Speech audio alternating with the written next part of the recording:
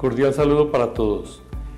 Para continuar con este ciclo de repasar los conceptos básicos que corresponden a la operación, vamos a introducirnos al módulo de los procesos de producción, que son aquellos procesos que se aplican a cualquier caso o cualquier tipo de industria. Una de las principales etapas para lograr implementar un adecuado proceso productivo es la implementación de un sistema de gestión que garantiza que, estableciendo unos pasos adecuados, nos permiten profundizar una cultura de gestión establecida y se constituye como un primer paso en una dirección correcta para que nuestros procesos sean lo más eficientes posibles. ¿Qué es un sistema de gestión? Un sistema de gestión es una herramienta que nos permite controlar, planificar, organizar y automatizar las tareas de una organización. Este sistema está reglamentado por la norma ISO 9000, que pretende establecer un enfoque basado en los procesos que debe gestionar una organización. Este enfoque en procesos permite identificar identificadores que nos aportan y nos ayudan a evaluar los resultados de una manera interrelacionada, de manera que nosotros podemos ir haciendo una mejora continua. ¿Qué es un enfoque basado en procesos? Las organizaciones existen o tienen una red de procesos en la cual, al trabajar articuladamente, permite generar valor. Este enfoque se llama enfoque basado en procesos. Esta es una premisa que nos permite paso a paso, de manera metódica, lograr el resultado que nosotros deseamos para conseguir cualquier tipo de actividad a realizar, y nos permite de alguna manera organizar y administrar mejor los recursos, y todos estos recursos se manejan como una gestión adecuada del proceso. Para comprender el enfoque basado en los procesos, es importante entenderlo como un conjunto de ciertos elementos, como vamos a mirar en el gráfico que está a continuación, en el que nos permite ver que somos capaces de transformar unas entradas en salidas, y esta salida ya tiene un valor agregado y es como una cadena de entradas y salidas que finalmente nos llevan a alcanzar el mejor resultado y, en lo posible, al menor costo, y evitando errores o costos innecesarios en la producción. Este referente universal es el de la forma ISO 9000, que tiene como objeto definir los parámetros que guían a las empresas para que funcionen de manera eficaz.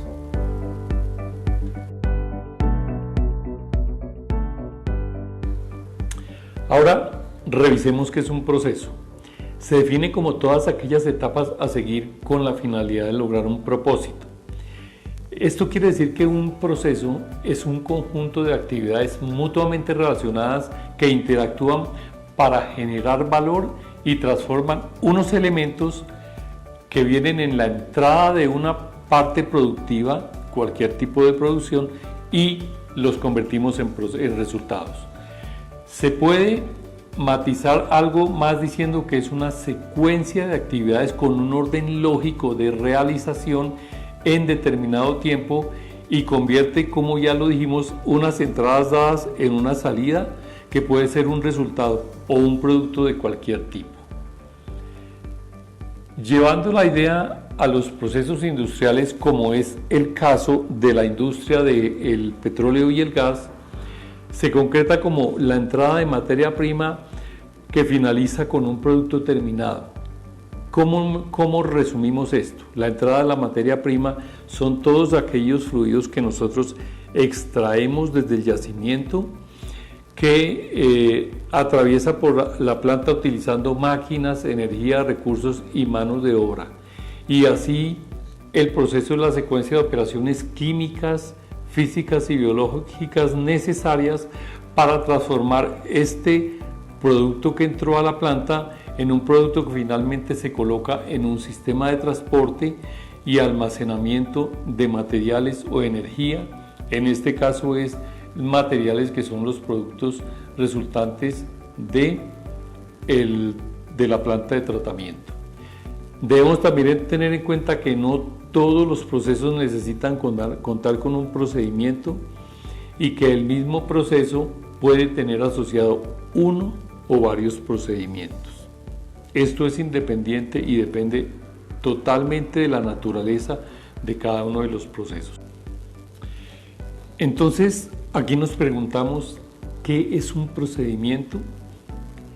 Un procedimiento se define como una secuencia de pasos fijos con una finalidad específica, por lo que no pueden ser alterados ni modificados.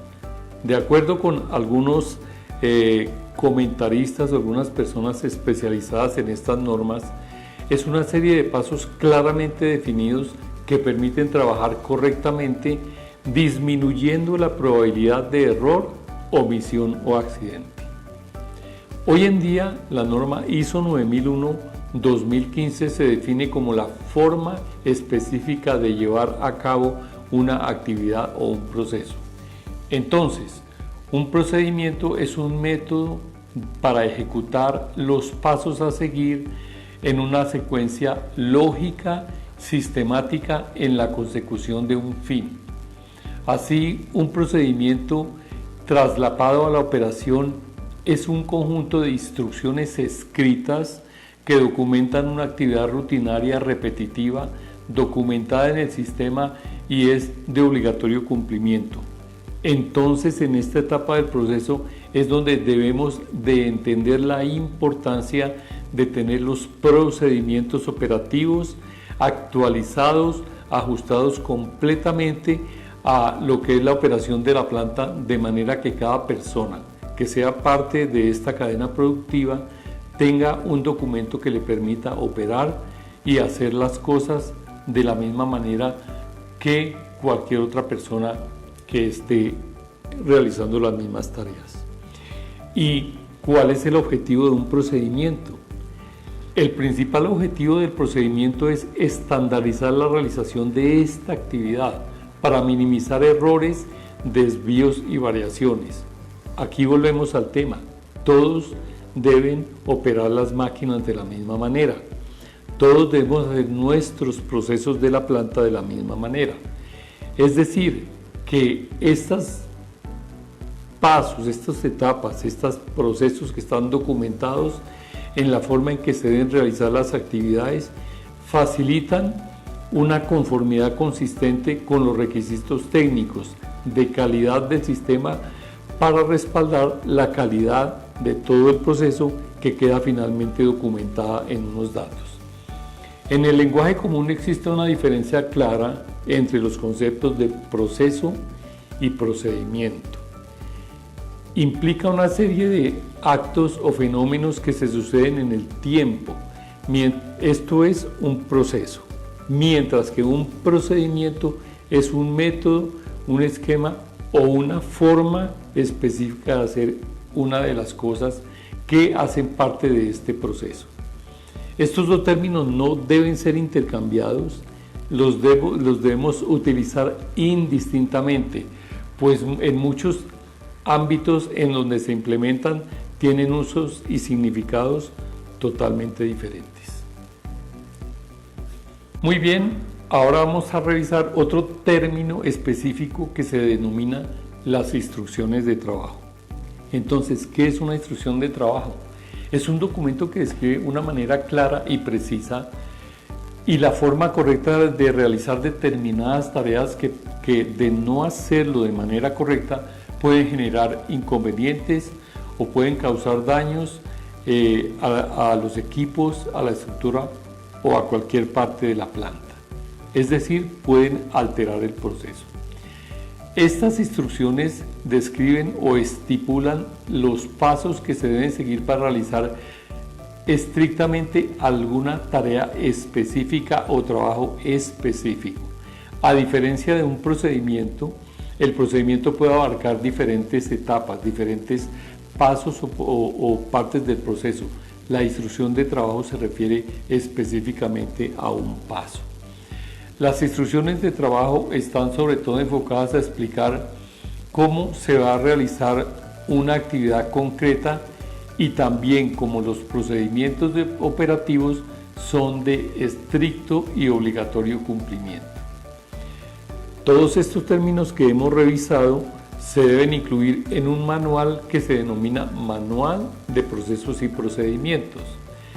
Este manual tiene como objetivo principal servir de soporte para el desarrollo de las acciones que en forma cotidiana, es decir, lo que rutinariamente hacemos todos los días, nos permiten cumplir con cada competencia asignada por mando constitucional o legal, con la misión fijada y lograr la visión trazada que es inherente a cada una de las empresas, a cada una de las etapas del proceso y al proceso en general.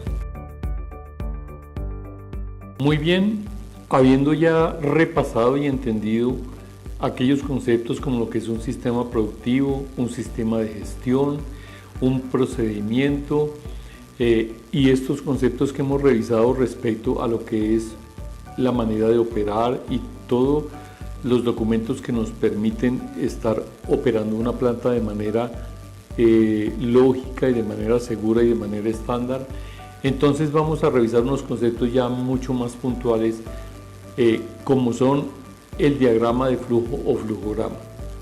¿Qué es un diagrama de flujo? Es una representación gráfica del flujo de un algoritmo o de una secuencia de acciones rutinarias.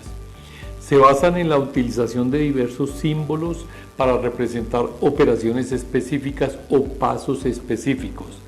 Se les llama diagramas de flujo porque son símbolos utilizados que se conectan por medio de flechas para indicar la secuencia de la operación.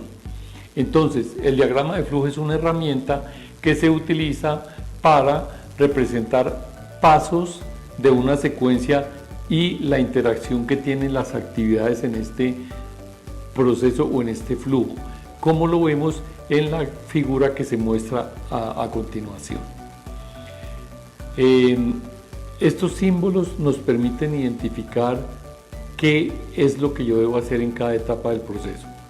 Es decir, vemos gráficamente la etapa de un proceso. ¿Qué ventajas tenemos nosotros cuando utilizamos o realizamos diagramas de flujo? Primero, nos favorece la comprensión del procedimiento al mostrarlo como un dibujo. Segundo, nos permite identificar los problemas y las oportunidades de mejoras del proceso. Identifican los pasos redundantes, los flujos de los reprocesos, los conflictos de autoridad, las responsabilidades, los cuellos de botella y los puntos de decisión. Muestran las interfaces y las transiciones que se deben realizar, facilitando el análisis de los mismos. Estos diagramas de flujo utilizan una simbología específica. Estos símbolos proporcionan de una manera abreviada y fácil de entender una mejor visualización del funcionamiento del proceso, apoyado en el entendimiento y haciendo la descripción del proceso de una manera visualmente más intuitiva. A la hora de representar y dibujar un diagrama de flujo existe esta simbología que es comúnmente aceptada y universal. La American Normalization and Standardization Institute, conocido normalmente como la ANSI, ha publicado una lista con símbolos que nos ayudan a realizar estos diagramas de flujo a la hora de representar las actividades y el flujo de las mismas. La lista de símbolos es larga. Aquí simplemente en la gráfica que estamos viendo vamos a ver de algunas que representan la manera más sencilla y práctica a la hora de dibujar un proceso o un diagrama de flujo. Ahora bien, en instrumentación y control se emplea un sistema especial de símbolos con el objeto de transmitir de una forma más fácil y eficaz la información. Esto es independiente del diseño, selección y operación y mantenimiento de los sistemas de control. ¿Qué queremos decir con esto? Como son normas internacionales, esta simbología es la que se debe utilizar en cualquier parte en donde haya una empresa, un diagrama de flujo, un proceso. ¿Qué normas se tienen con respecto a esto? Primero que todo, una norma tiene como propósito establecer el medio uniforme y estandarizado para la representación gráfica y la identificación de instrumentos o dispositivos y sus funciones, instrumentación, las funciones de cómo se aplica, conceptos como software, utilizados estos para medición, monitoreo y control, mediante la representación de un sistema de designación que incluye la identificación clara de esquemas y símbolos gráficos. En el listado que estamos mostrando aparecen algunas de las normas específicas, entre las cuales podemos ver que tienen diagramas de flujo para plantas de procesos y están asociadas las reglas generales, identificación y símbolos de instrumentación, diagramas lógicos binarios para operaciones de procesos, símbolos y gráficos para control distribuido, sistemas lógicos y computarizados, diagramas de lazo de instrumentación, símbolos gráficos para visualización de procesos, entre muchos de los códigos que se pueden leer y encontrar en las diferentes normas. Otras herramientas utilizadas para identificar el flujo de un sistema productivo son los PDFs, que son diagramas de flujo de proceso, y los P&ID, que son diagramas de tubería e instrumentación. Estos son útiles porque transmiten una información adecuada, la información del proceso que se necesita durante las diversas etapas. Esto ya incluye las etapas de licitación, del diseño de ingeniería, de construcción, de adquisición, de operación y de puesta en marcha de todas las fases de un proceso productivo. ¿Qué es un diagrama de flujo de procesos? Es un tipo de diagrama de flujo que ilustra las relaciones entre los principales componentes de una planta industrial.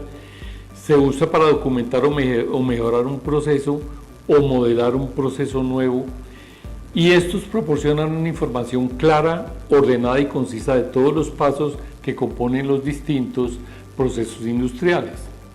Claramente ofrece una visión general de los procesos complejos de las plantas y muestran cómo un equipo del proceso industrial está interconectado por un sistema de canalizaciones, de tuberías, de conexiones eléctricas y de cualquier otro tipo.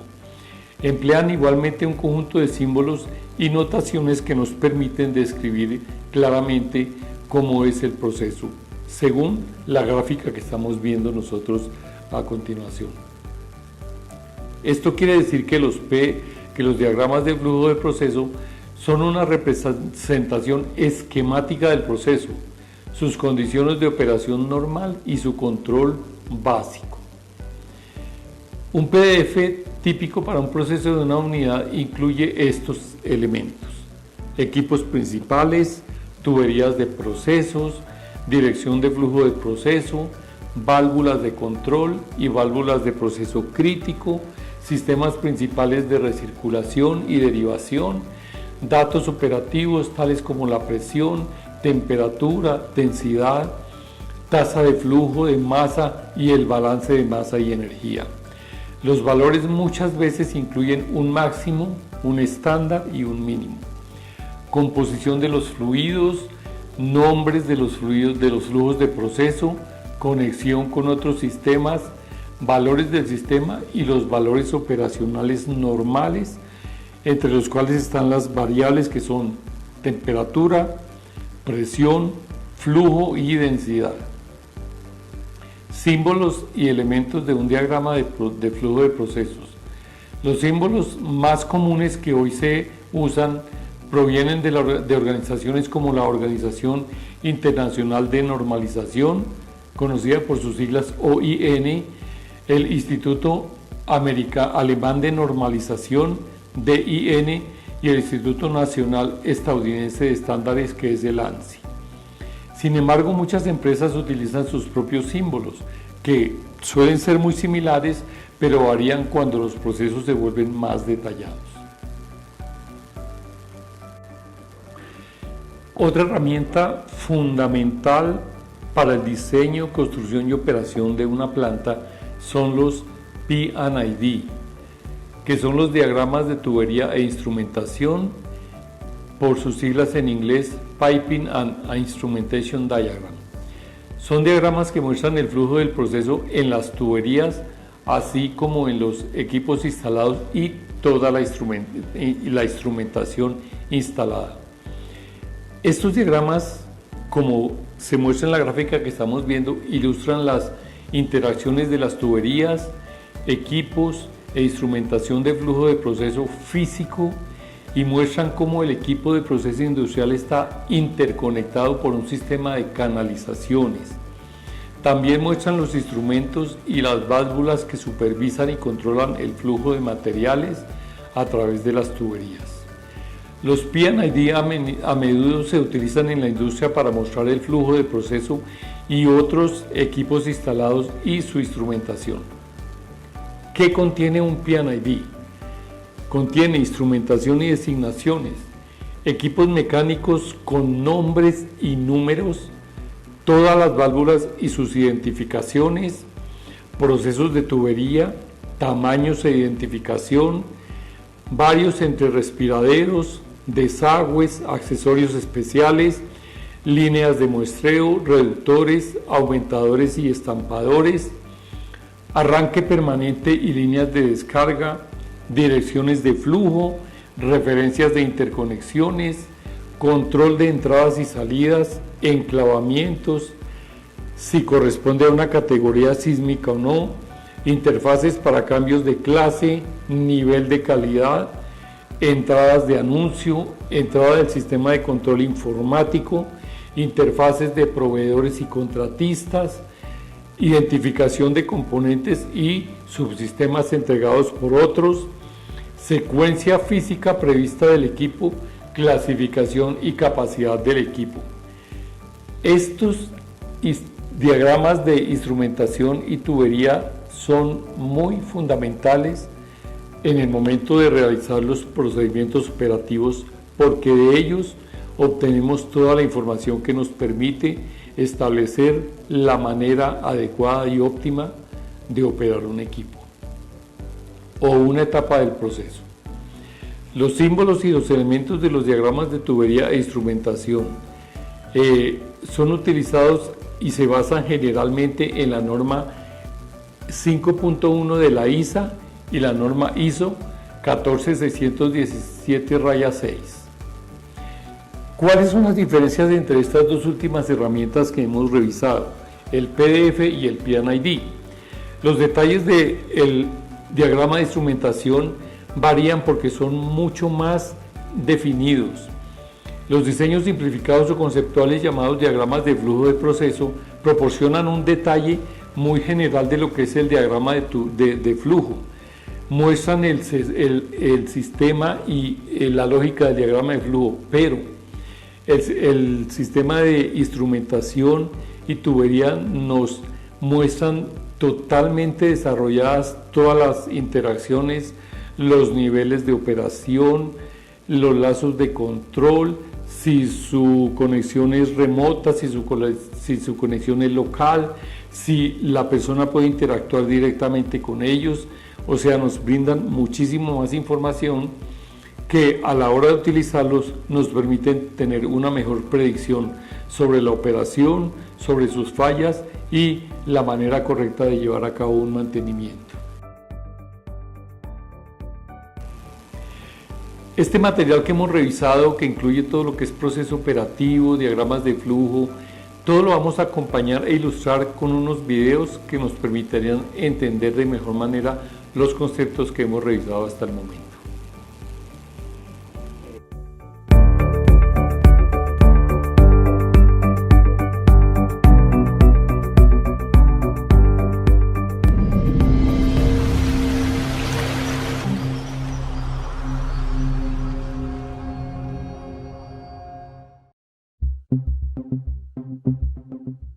Un proceso puede definirse como una secuencia o grupo de actividades que van añadiendo valor a un producto o servicio destinado a un cliente, interno o externo. Todas las organizaciones los tienen. Si nos centramos en el cliente externo, siempre existe una serie de estos grupos de tareas, habitualmente también en secuencia, mediante la que se desarrolla o fabrica el producto o servicio. La lógica de la orientación al cliente nos indica que lo más razonable es organizarse en torno a esta secuencia. Para ello, en primer lugar, debemos identificar las actividades que la componen, y que aportan valor a nuestro cliente externo. Podemos tener uno o varios grupos de actividades que forman parte de la misma. En las empresas, estos grupos de operaciones suelen aglutinar actividades de los anteriormente vistos grupos funcionales: comercial, diseño, producción, expedición, etc. En otros sectores ocurre algo similar. En sanidad, admisión, urgencias, diagnóstico, consultas, hospitalización, quirófano. En educación, diseño curricular, orientación, diferentes niveles de enseñanza. Sin embargo, es importante que, con mentalidad de procesos, pensemos que los grupos de actividades añaden valor y van haciendo avanzar el producto o servicio, en una secuencia de proveedor interno a cliente interno. Cada actividad tiene como proveedor a la anterior y como cliente a la siguiente, hasta llegar al cliente final. Como vemos, la lógica organizativa es transversal a la del modelo funcional. Todos estos conceptos son válidos para organizaciones de cualquier tipo: industriales, de servicios, educativas, sanitarias, etc. Pero vayamos más allá. Recordemos la definición de proceso: una secuencia o grupo de actividades que van añadiendo valor a un producto o servicio destinado a un cliente. Si a lo que queremos orientarnos es al cliente externo y optimizar nuestras actividades, la tendencia sería la de simplificar este esquema, llegando incluso a convertirse en uno o varios procesos transversales. Cada organización deberá identificar estos procesos, dependiendo de las actividades que realice y teniendo en mente en todo momento la orientación al cliente final, el valor añadido y las relaciones cliente-proveedor internas. Se les suele llamar procesos operativos, de negocio o centrales. Sigamos avanzando. En las organizaciones existen otros grupos de tareas y operaciones. La gestión de las personas, del conocimiento, de los recursos financieros, físicos, tecnológicos, etc., no aportan directamente valor al cliente final, pero son totalmente necesarios para el adecuado funcionamiento de la empresa. En este caso, otros procesos internos son sus clientes, y así deberemos integrarlos en nuestro nuevo modelo organizativo. Es clave definir claramente las relaciones cliente-proveedor existentes entre los diferentes procesos, ya que los objetivos de cada uno de ellos se establecerán en función, sobre todo, de este aspecto. A estos procesos se les suele llamar de apoyo o soporte, o incluso de gestión o estratégicos.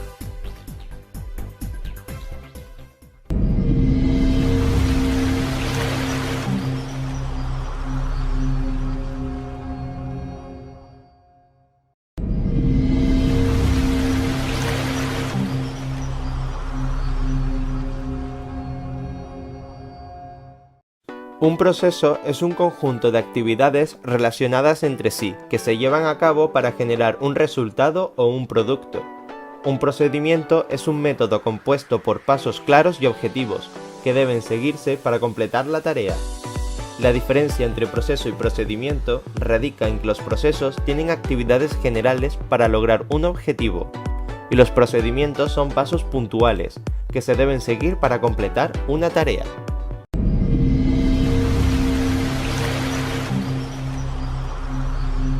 Ahora bien, como ya vimos qué es un proceso, qué es un sistema, qué son aquellos diagramas de flujo que nos permiten entender las partes de una planta y podemos de ellas deducir cómo funciona, entonces ya vamos a ver lo que es la producción.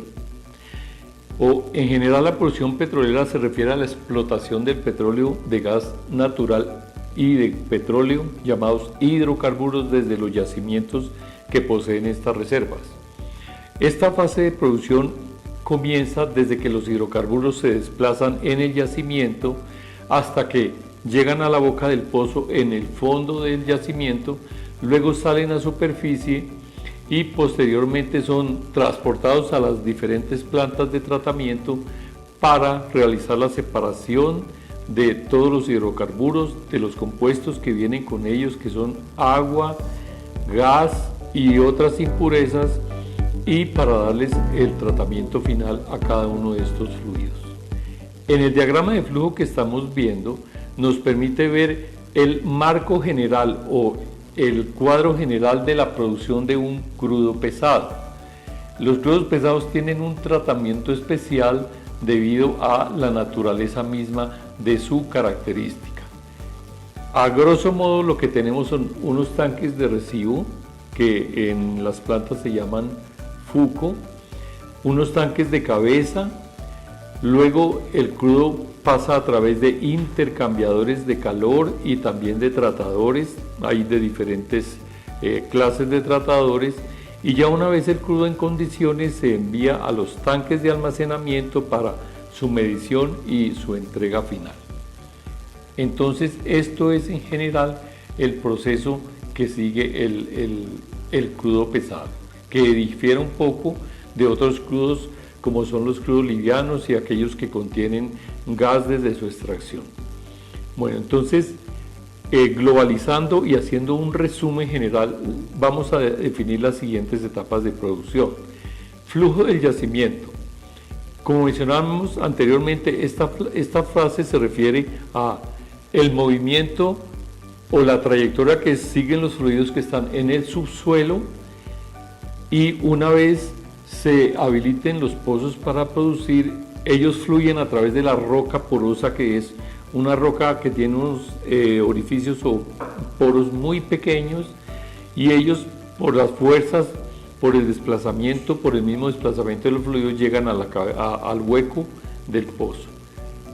Ya sea por medios naturales o por medios artificiales, el crudo y el gas y los fluidos que vengan se extraen y se llevan hasta la superficie del pozo.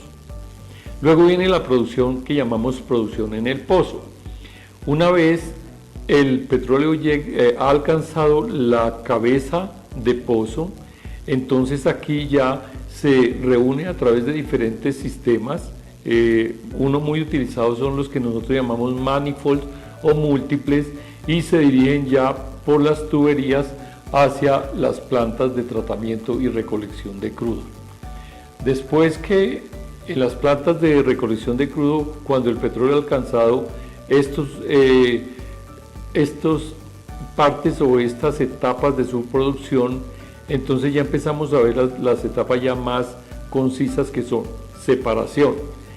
Entonces en estas plantas el petróleo se comienza a separar del gas y del agua y de los sedimentos que vienen junto con él, y el principal mecanismo que nos permite hacer esta separación es la diferencia que hay entre las densidades. Entonces aquí hay varias características que suman y son importantes, y es la diferencia entre las densidades, porque el gas es más liviano que el petróleo es más liviano que el agua, y el agua es más liviana que los sedimentos. Entonces esto nos permite extractificar y separar los fluidos. Luego viene el almacenamiento de crudo, que, como yo mencioné al principio, después de haber hecho el tratamiento, entonces el petróleo, una vez alcanzó sus condiciones de venta, que son establecidas mediante las diferentes normas que fijan los gobiernos, y aquí en Colombia está fijado un BSW, contenido de agua y cemento, de 0.5% y una salinidad no mayor a 20 libras por barril.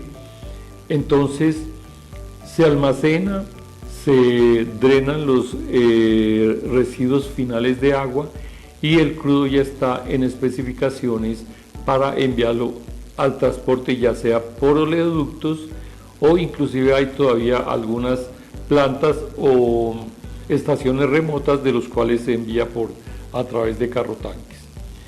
El crudo de las plantas pues se lleva a los buques, ya sea para hacer una exportación o se envía a las refinerías para que ya sean hechos los procesos y ya obtener los diferentes compuestos que nosotros utilizamos en nuestro diario vivir. Muy bien, habíamos hablado de que el petróleo viene mezclado con agua, con gas disuelto y algunos sedimentos.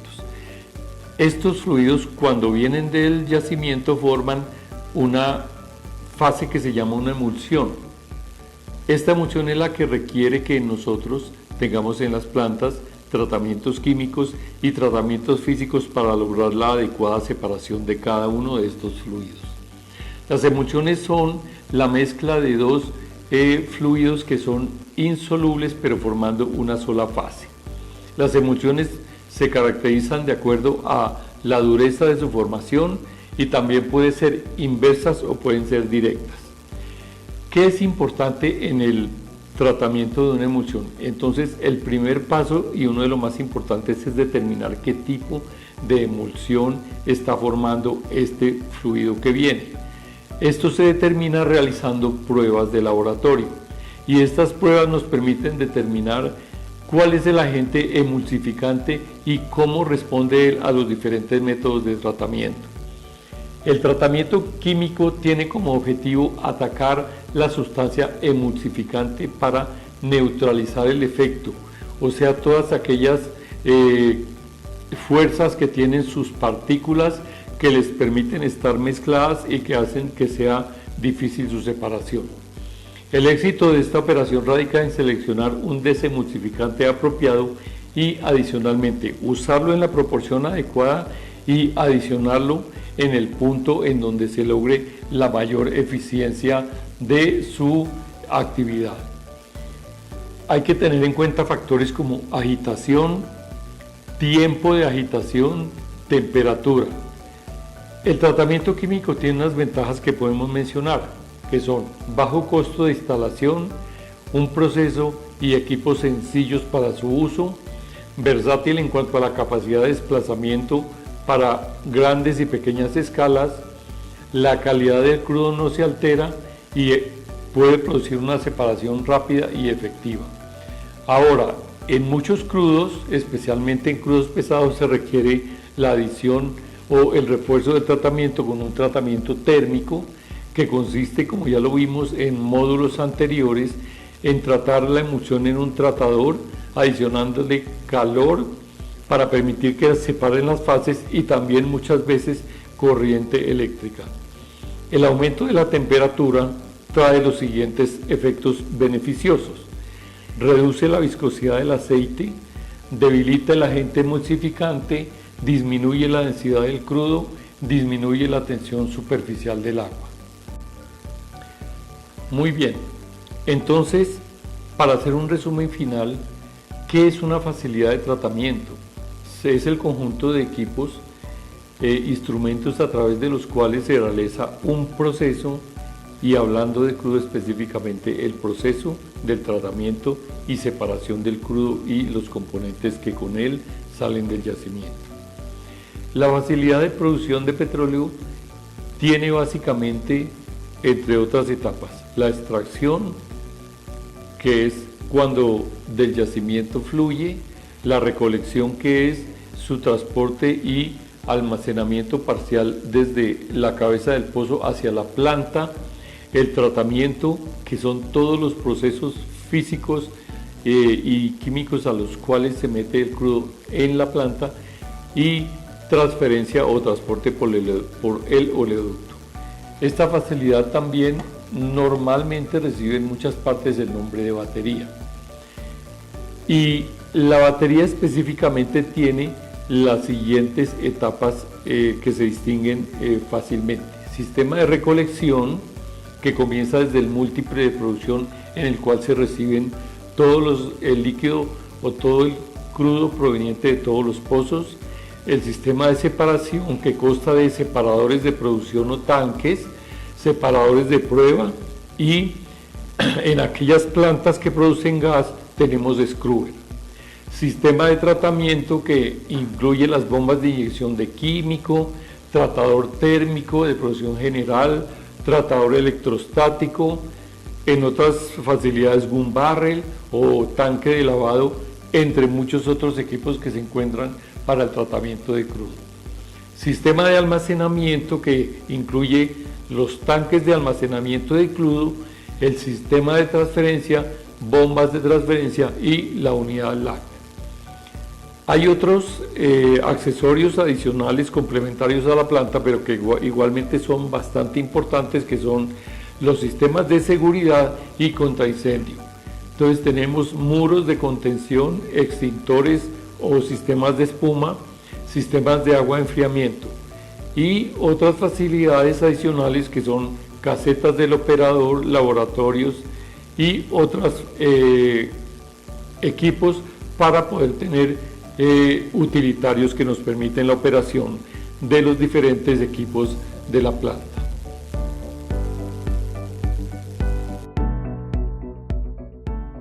Otros equipos muy importantes que nos permiten recuperar volúmenes adicionales de crudo son las cajas de tratamiento de aguas API. Estos equipos son piscinas o albercas abiertas a la atmósfera, en la cual usualmente está compuesta de varios compartimientos. A estas piscinas llegan todas las aguas residuales de toda la planta, vienen las descargas de tanques, descargas de válvulas PSB, de diferentes partes de la planta, y es un dispositivo que nos permite separar por gravedad, aprovechando lo que mencionamos anteriormente, la diferencia de gravedades entre el agua y el crudo, y nos permite separar el crudo que flota por ser más liviano que el agua, y nos permite separar el agua aparte y tener los sedimentos en el fondo para también darles un tratamiento final. La gráfica que estamos viendo a continuación nos permite ver en general las cajas API y todos los elementos que se componen, y estas cajas las tenemos instaladas allá y son muy importantes por lo que, como mencioné, nos permiten recuperar volúmenes adicionales de crudo. Finalmente vamos a revisar lo que son los lazos de control automático. Estos son sistemas montados en las plantas que nos permiten operar y controlar de una manera mucho más automatizada todas las variables de la planta. Que el lazo de control consta de todos los elementos necesarios para lograr que unos elementos finales de control, que normalmente son válvulas, actúen y nos permitan mantener el flujo de la planta entre los niveles que nosotros esperamos nos permitan operar de una manera estable. Existen diferentes elementos finales de control, siendo los más utilizados, como dije, las válvulas, pero también hay motores, ventiladores y muchos otros. Los elementos finales de control permiten mantener la variable controlada en el objetivo del proceso. En su forma básica, un lazo de control, que también se denominan bucles, es el sistema compuesto por un dispositivo de medición, un controlador, un elemento final de control y el propio proceso, tal y como estamos viendo en la figura que está ahí anexa. El objetivo es mantener el proceso estable, independientemente de las perturbaciones y desajustes que por la misma naturaleza de la operación se puedan presentar. Ejemplos de proceso pueden ser la temperatura de un reactor, el caudal de entrada de un producto químico, etc. El lazo de control equivale a loop de control según el idioma inglés. El principio de funcionamiento, ¿cómo funciona? Una vez hecha la medición deseada por el elemento de medición, el dispositivo de medición normalmente transmite la señal de lo que lee, que representa a dicha medición, hacia un dispositivo llamado controlador, en el que una acción humana o automatizada tiene lugar. Si la acción controladora es automatizada, el controlador envía una señal hacia el dispositivo final de control, el cual a su vez ejerce influencia sobre la variable que se está midiendo. Es importante aquí que hay un valor que se fija, que es el set point o punto de consigna. que es el valor que nosotros deseamos que mantenga la variable del proceso en esta etapa específica del proceso. El principio de funcionamiento de un lazo de control. Los elementos de medición de proceso envían, como ya mencionamos, una señal al controlador. Al mismo tiempo, el punto de ajuste o set point o punto de consigna fijado se compara con la señal procedente del dispositivo que mide la variable. El controlador hace una comparación entre el valor que está recibiendo de la variable de proceso y el punto de consigna. Si hay una diferencia entre estos, el controlador actúa sobre el elemento final de control con el fin de realizar los ajustes necesarios en el proceso y de esta manera alcanzar el valor deseado. Este proceso continuará hasta que se mantenga la variable en el punto que nosotros queremos o en el rango que nosotros queremos. ¿Cuáles son los elementos de un lazo de control? Los elementos de un lazo de control son dispositivo de medición, que es un instrumento de campo, el controlador, el elemento final de control, como mencionamos, que puede ser una válvula, un ventilador o un motor. ¿Qué términos son utilizados en un lazo de control? Variable de proceso, variable manipulada, error de controlador y punto de consigna o set point. ¿Cómo describimos los elementos de un lazo de control? Para explicar esto detalladamente tenemos lo siguiente. Dispositivo de medición, ya lo hemos mencionado, es el instrumento que mide directamente la cantidad física. Puede ser la temperatura, el nivel, la velocidad de flujo, la presión, etc. Este dispositivo incorpora un transductor, el cual convierte la señal física medida a una señal que el controlador puede recibir fácilmente. Luego viene el controlador.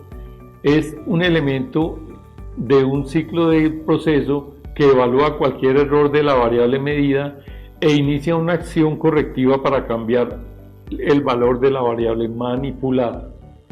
Luego viene el elemento final de control, que es el elemento que hace la acción final del control, o sea, es el dispositivo que realiza una acción en una de las variables de entrada de un proceso de acuerdo con la señal que el controlador le emite. Por ejemplo, la válvula, si tenemos un flujo mayor del que deseamos, ella cerrará para regular el flujo. Si el flujo es menor que el que deseamos, ella abrirá para permitir que el flujo se normalice. Términos adicionales de un lazo de control. Variable del proceso. Conocemos como el valor del proceso o el parámetro del proceso o el valor medido actual en una parte particular del proceso que se está supervisando o controlando.